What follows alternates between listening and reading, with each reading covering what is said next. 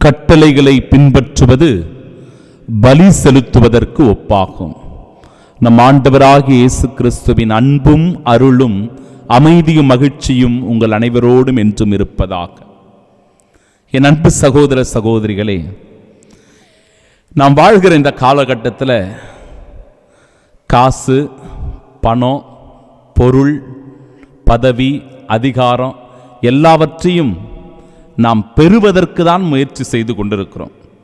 எவ்வளவு நாம் பிறரிடத்திலிருந்து பெற்றுக்கொள்ளலாம், எவ்வளவு வாங்கலாம், எவ்வளவு சேகரிக்கலாம், இப்படிதான் நம்முடைய மனநிலை ஓடிக்கொண்டிருக்கிறது. நம்முடைய வாழ்க்கை இப்படிதான் தொடர்ந்து கொண்டிருக்கிறது. அப்படிப்பட்ட சூழ்நிலையில் தான் நாம் வாழ்ந்து கொண்டிருக்கிறோம். பொதுப்படையாகவே நான் பேசுகிறேன், எல்லாருமே. ஆனால் இறைவார்த்தை சொல்லுகிறது, முகமலர்ச்சியோடு கொடு, முதற்கனியை ஆண்டவருக்கு கொடு, 1/10 கொடு, தாராளமாய் கொடு. அதுதான் இன்னைக்கு இறைவார்த்தை. முகமலர்ச்சியோடு நம்மால் கொடுக்க முடிகிறதா? எது செய்தாலும் தாராளமாய் நம்மால் செய்ய முடிகிறதா? முதன்மையானவற்றை கடவுளுக்கு கொடுக்கிற பழக்கத்தை நாம் கொண்டிருக்கிறோமா? 1/10 இறைவனுக்கு கொடுத்து கடவுளுக்கு நன்றி சொல்லுகிறவர்களாக நாம் வாழ்கிறோமா? சிந்தித்து பாருங்கள் அன்பிற்குரியவர்களே, சிந்தித்து பாருங்கள். இதை பேசும்போது சில நேரங்களில் ஃபாதர் கொடுன்னு கேட்குறாரு, சாமியாருங்க எப்போ பார்த்தாலும் கொடுங்கன்னு கேட்குறாரு. இந்த மனநிலையில் தான் நம்ம சிந்திக்க தோணும். அதுவல்ல. அப்படி நாம் யோசிக்கக்கூடாது. அவ்வளோ கீழ்த்தரமாக நாம் யோசிக்கக்கூடாது. சிந்தித்து பாருங்களேன், நாம் எவ்வளவு கோயிலுக்கு கொடுத்துட்றோம்? ஒரு மாதம் கணக்கு எடுத்துக்குங்க. ஒரு மாதத்தில் ஆலயத்திற்கென்று நான் தனிப்பட்ட விதத்தில் எவ்வளவு கொடுக்கிறேன்? ஆலயத்தின் வளர்ச்சிக்கோ, கடவுளுக்கு காணிக்கையாகவோ, குருவானவருக்காகவோ நாம் எவ்வளவு கொடுக்கிறோம்? தனிப்பட்ட விதத்தில் பெரிய தியாகம் என்னத்தை நாம் செஞ்சிடுறோம்? இதுக்கே நாம் 1008 கேள்விகளை கேட்டுக்கொண்டு அமர்ந்து கொண்டிருப்போம்.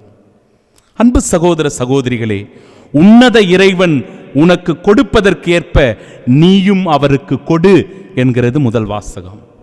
கடவுள் உனக்கு கொடுத்திருக்கிறாரு, நீ அவருக்கு கொடு. அவருக்கு கொடு என்பது கடவுளுக்கு உகந்தவற்றை நீ செய்ய வேண்டும். அது நீயே பிறருக்கு உதவி செய்வதாக இருக்கலாம், கோயிலினுடைய வளர்ச்சி பணிகளுக்காக இருக்கலாம், ஏழை எளியவர்களுக்கு கொடுப்பதாக இருக்கலாம். ஏதோ ஒரு சூழ்நிலையில் ஆண்டவர் உனக்கு நன்மை செய்திருக்கிறார், உன் வாழ்க்கையில் வளமை கொடுத்திருக்கிறார், உனக்கு பல திறமைகளை தந்து அதன் வழியாக வாழ்வில் உயர்வடைவதற்கான ஆசீர்வாதத்தை கொடுத்திருக்கிறார். உனக்கு கொடுத்திருப்பதை நீ பிறருக்கு கொடுத்து அழகுபார், பிறருக்கு தந்து நீ அழகுபார். அதன் வழியாய் உன் வாழ்க்கை மகிழ்ச்சியால் நிறைந்திருக்கும். பாருங்களேன், இந்த இறைவார்த்தை கவனிக்கணும் நல்லா.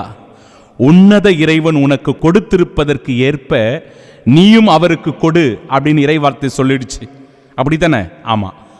அடுத்த இறைவார்த்தை பாருங்க, ஆண்டவருக்கு கையூட்டு கொடுக்க நீ நினைக்காதே, அவர் அதை ஏற்க மாட்டார். ஆண்டவர் உனக்கு கொடுத்ததை நீ அவருக்கு கொடு அப்படின்னு ஒரு இறைவார்த்தை சொல்லுது. அதே நிலையில உடனடியாக அடுத்த இறைவார்த்தை பாருங்க, ஆண்டவருக்கு நீ கையூட்டு கொடுக்க நினைக்காதே. கடவுளுக்கு லஞ்சம் கொடுக்க நினைக்காத. கடவுளுக்கு லஞ்சம் கொடுத்து எல்லாவற்றையும் சாதித்து கொள்ளலாம் என்று நினைக்காத. அது தவறான ஒரு எண்ணம், அது தவறான ஒரு மனநிலை. அந்த மனநிலை நமக்கு இருக்கக்கூடாது. கடவுளுக்கு லஞ்சம் கொடுக்க முடியுமா யாராவது? ஆனால் லஞ்சம் கொடுக்குறங்க, பேரம் பேசுகிறோம் கடவுளோட. ஆண்டவரே நீ எனக்கு இதை செஞ்சுன்னா நான் உனக்கு இதை செய்கிறேன், ஆண்டவரே நீ எனக்கு இதை கொடுத்தனா நான் உனக்கு இவ்வளவு செய்கிறேன். கடவுள்கிட்ட பேரம் பேசுகிறோம். கடவுளுக்கு கையூட்டு கொடுக்க நினைக்காதே, ஏனென்றால் அவர் அதை ஏற்க மாட்டார். 7 மடங்கு உனக்கு ஆசீர்வாதத்தை தருவார். எப்பொழுது நீ முழு உள்ளத்தோடு கொடுக்கிறாயோ, தாராள உள்ளத்தோடு பகிர்ந்து கொடுக்கிறாயோ, முகமலர்ச்சியோடு கொடுக்கிறாயோ, அப்பொழுது எத்தனை மடங்கு ஆசீர்வாதம் உனக்கு கிடைக்கிறது?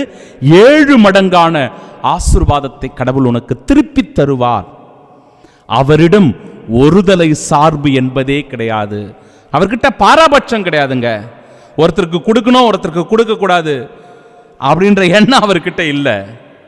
ஒவ்வொருவருடைய மனசுக்கு ஏற்றபடியாக ஆண்டவருடைய அருளும் ஆசீர்வாதமும் கிடைக்கப் பெறுகிறது. நம்ம கடவுள்கிட்ட எவ்வளவு நெருக்கமாக இருக்கிறோம், கடவுளுக்கு எவ்வளவு உண்மை உள்ளவர்களாக வாழ்கிறோம், இதை உணர்ந்து கொண்டால் கடவுள் நம்மை பல மடங்கு இறை ஆசீர்வாதத்தினால் நிரப்புகிறார். அதைத்தான் இன்றைய நாளினுடைய நற்செய்தி வாசகம் என் பெயரின் பொருட்டு, நற்செய்தி வாசகம் சொல்லுகிறது, என் பெயரின் பொருட்டு தங்களுடைய வீடுகளையோ சகோதரர்களையோ சகோதரிகளையோ தாயையோ தந்தையையோ பிள்ளையையோ நிலபுலன்களையோ விட்டுவிட்ட எவரும் 100 மடங்காக பெறுவார்கள். எத்தனை மடங்கு ஆசீர்வாதம் கிடைக்குது? 100 மடங்கான ஆசீர்வாதம் கிடைக்கிறது. விவிலியத்தில் ஆபிரகாமினுடைய மகன் ஈசாக்கு நிலத்தில் அவன் விளைவித்தானா, அவனுடைய விளைச்சனுடைய பலனை 100 மடங்காக அவன் பெற்றுக்கொண்டான் என்று இறைவார்த்தை சொல்லுகிறது.